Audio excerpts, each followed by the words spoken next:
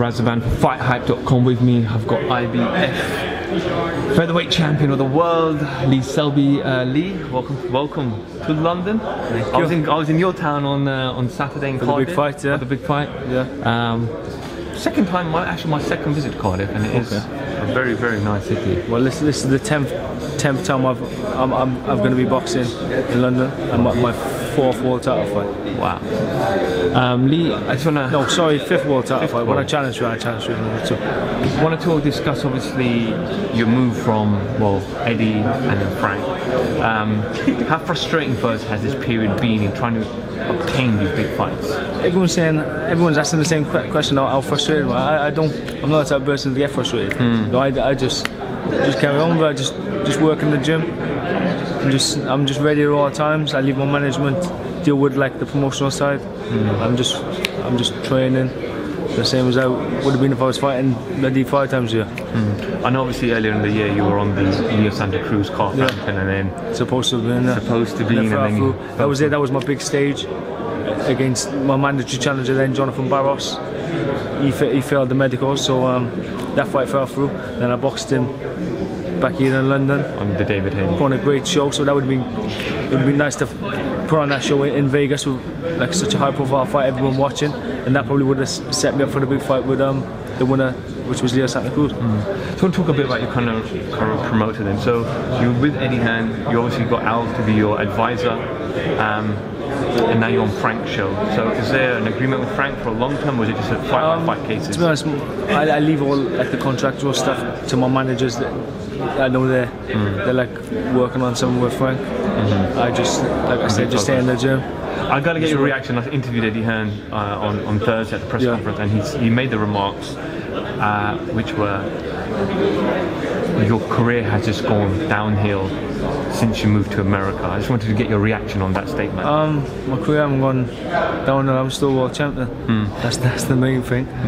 You know, I've boxed a little less than what I would have liked to. But I've boxed on all sorts of broadcasts. I boxed on ESPN, boxed on ITV, and I've boxed on Sky Sports box office.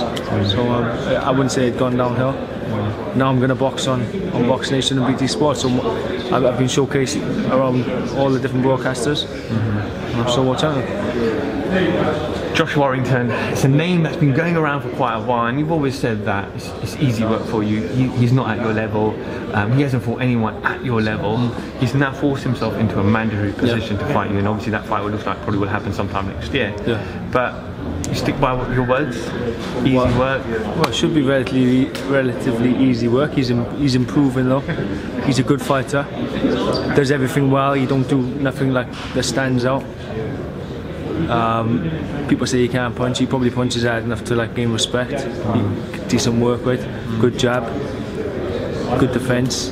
So he's a good boxer, well rounded. He's had some good learning fights, but his levels, and I'm just a level above. And his styles make fights. Seen what his style, what I've done to fighters with his style before. They come forward with a high guard, try and outwork or pressure a fighter.